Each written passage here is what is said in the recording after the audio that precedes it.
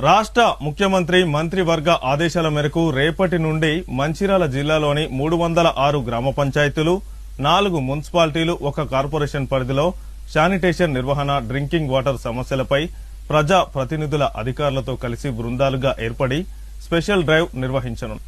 ఈ సందర్భంగా మంచిర్యాల కార్పొరేషన్ పరిధిలోని 54వ డివిజన్లో మంచిర్యాల జిల్లా joint collector P Chandraiah, deputy mayor సల్ల రమ్యలు స్పెషల్ డ్రైవ్ నిర్వహణపై అధికారులకు తగు సూచనలు చేయడం జరిగింది. ఈ సందర్భంగా joint collector P Chandraiah, corporation deputy mayor సల్ల రమ్య మహేష్ మాట్లాడుతూ రాష్ట్ర ప్రభుత్వ ఆదేశాల మేరకు రేపటి నుండి ప్రతి గ్రామ పంచాయతీ వార్డుల్లో, మున్సిపాలిటీల వార్డుల్లో, కార్పొరేషన్ పరిధిలోని డివిజన్లలో అధికారిక బృందాలు పర్యటించి ప్రజల సమస్యలను తెలుసుకుని అక్కడికక్కడే పరిష్కార మార్గాలు చూపే విధంగా స్పెషల్ డ్రైవ్ నిర్వహించడం జరిగిందని తెలిపారు. ముఖ్యంగా రాబో ఎండాకాలం మంచినీటి కొరత ఉండకుండా తగు జాగ్రత్తలు తీసుకుంటారని తెలిపారు. ఈ కార్యక్రమంలో మున్సిపల్ కార్పొరేషన్ కమిషనర్ అన్వేష్, మాజీ municipal vice chairman Salla Mahesh, municipal corporation 54వ డివిజన్ కార్పొరేటర్ మరియు ఇతర కార్పొరేటర్లు, వార్డు ఆఫీసర్లు, మున్సిపల్ సిబ్బంది, అధికారులు తదితరులు పాల్గొన్నారు.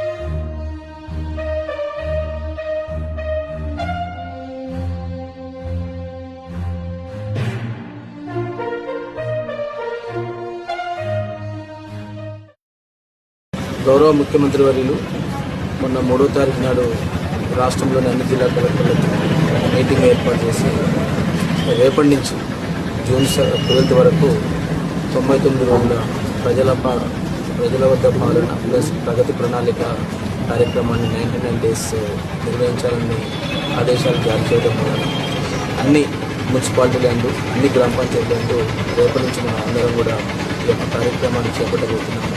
మన జిల్లాలో కూడా 6 మున్సిపాలిటీలు, 306 గ్రామ పంచాయతీలలో ఈ యొక్క 99 డేస్ ప్లాన్ ఏదైతే ఉందో దాన్ని ఇంప్లిమెంట్ చేసేందుకు జిల్లా యంత్రాంగం అంతా కూడా సంబంధిత అధికారులకు ఆదేశాలు జారీ చేసి వాటిని ఇంప్లిమెంట్ చేసే దిశగా రేపటి నుంచి కార్యక్రమాన్ని స్టార్ట్ అయ్యేందుకు, అదేవిధంగా దానికంటే ముందు యాక్చువల్గా ఈరోజే నిన్న ఆదేశాలు కూడా ఇవ్వడం జరిగింది. ఇది మండల ఎంపీడీఓస్, తర్వాత మున్సిపల్ కమిషనర్స్ అందరికీ కూడా మనం ఎప్పుడైతే రేపటి నుంచి ఈ విజిట్ చేస్తామో ఈ ఒక వార్డులో, దానికంటే ముందే ఆ వార్డులలో తిరిగి ఆ వార్డులో ఉన్నటువంటి ఇష్యూస్ ముఖ్యంగా ఏంటంటే సీఎం గారి ఆదేశాల ప్రకారము రాబోయేది సమ్మర్లో మనందరికీ ముఖ్యమైన అత్యవసరమైనటువంటి ఏంటంటే వాటర్, డ్రింకింగ్ వాటర్ స్కేర్సిటీ లేకుండా డ్రింకింగ్ వాటర్లో ఎక్కడైనా లీకేజెస్ ఉన్నా ఆ లీకేజ్ని అరెస్ట్ చేయాలి. తర్వాత త్రాగునీరు అనేది ప్రజలందరికీ పట్టణాల్లో కానీ పల్లెల్లో కానీ అందించాలనే ముఖ్య ఉద్దేశం. అదేవిధంగా శానిటేషన్, ఇది కూడా చాలా important concept. So sanitation, drinking water, అదేవిధంగా నెక్స్ట్ గ్రామంకి సంబంధించిన అయితే గ్రామాలలో ఉన్న అవసరాలు, ప్రస్తుతం ఎగ్జిస్టింగ్ ఇన్ఫ్రాస్ట్రక్చర్ ఏదైతే ఉందో, అంటే స్కూల్స్ కానీ, అంగన్వాడీ సెంటర్స్ కానీ, లేదా ఇంకా గ్రామ పంచాయతీ ఆఫీస్ కానీ, అదేవిధంగా మున్సిపాలిటీలలో కూడా మున్సిపల్ ఆఫీస్ కానీ, గ్రామ పంచాయతీ మన అంగన్వాడీ సెంటర్స్ కానీ, ఇతర ఇంకా ఏదైనా ప్రభుత్వ పాఠశాలలు కానీ, మిగతా ఏదైనా ఉంటే కూడా ఆ పాఠశాలలో కూడా అన్నింటిలో కూడా ఈ యొక్క శానిటేషన్ కార్యక్రమం చేపట్టాల్సిన అవసరం ఉంది. 99 రోజులలో కూడా మనం ప్రభుత్వము చాలా అనేక సంక్షేమ కార్యక్రమాలు చేపట్టడం జరిగింది. ఈ సంక్షేమ కార్యక్రమాల ద్వారా లబ్ధి చేకూరినటువంటి వాళ్ళు, ఎస్పెషల్లీ ఈ మధ్యలో మనం అందరం కూడా ఇందిరమ్మ ఇండ్లు అనేది మన జిల్లాలో కూడా చాలా అద్భుతంగా, చాలా ప్రోగ్రెసివ్లో ఉంది. సో వాటిలో కూడా వాళ్ళ బెనిఫిట్స్ అందరూ కూడా మనం టచ్ చేయాలి. చాలా వరకు ఏంటంటే కొంతమంది బేస్మెంట్ లెవెల్లో ఉన్నారు, కొంతమంది roof level, lintel level, slab level అయిపోయినవి కూడా ఉన్నాయి. వాళ్ళందరికీ కూడా మనం ప్రభుత్వం ఏదైతే ఇన్స్టాల్మెంట్ ప్రకారం కంప్లీట్ అయిపోయిందో ఆ స్టేజ్ ప్రకారం వాళ్ళకు డబ్బులు కూడా ఇవ్వడం జరుగుతుంది. ఎక్కడైనా ఇబ్బందులు ఉంటే వాటిని కూడా సార్ట్అవుట్ చేయాల్సిన అవసరం ఉంది. కాబట్టి ఇందిరమ్మ ఇళ్లతో పాటు మన గ్రామ పంచాయతీలో ఉంటే గ్రామ పంచాయతీ, మున్సిపాలిటీలో ఉంటే మున్సిపాలిటీ, ఇంకా మిగతా అభివృద్ధి వర్క్స్ కూడా ఏ విధంగా జరుగుతున్నాయి ఏంటి అనేది వాటన్నిటిని కూడా బేరీజ్ వేసుకుని, అదేవిధంగా మనకి ఇక్కడ వార్డులో కానీ మున్సిపాలిటీలో తీసుకుంటే డివిజన్ ఉంటుంది, కార్పొరేషన్ కాబట్టి. అదే మిగతా మున్సిపాలిటీ అయితే కౌన్సిలర్ ఉంటారు, అక్కడ వార్డు ఉంటుంది.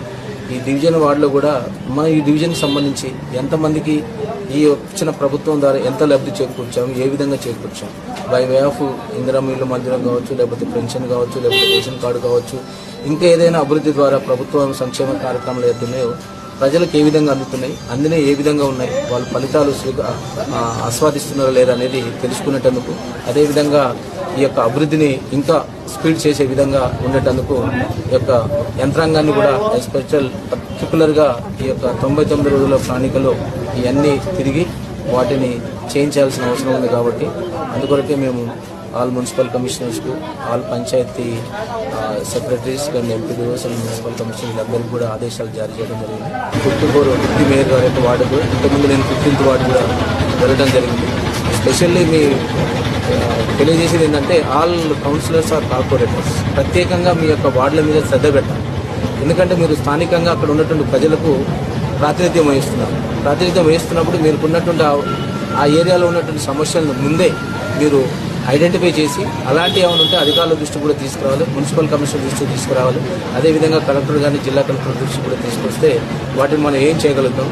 ఒక ఫేస్డ్ మేనర్లో అన్నీ కూడా మనం ఒకేసారి చేయలేం. కాబట్టి మనకు ఉన్నటువంటి బడ్జెట్ని బట్టి దాన్ని బట్టి పనులు చేసుకోవాల్సిన అవసరం ఉంటుంది. ఈరోజు స్పెషల్ డ్రైవ్లో భాగంగా ఈ కార్యక్రమం 54వ డివిజన్లో నిర్వహించబడుతుంది. ఈ స్పెషల్ డ్రైవ్ కార్యక్రమం ద్వారా పట్టణంలోని సమస్యలను వెంటనే తెలుసుకొని వెంటనే పరిష్కరించే దిశగా పనిచేస్తున్నాము.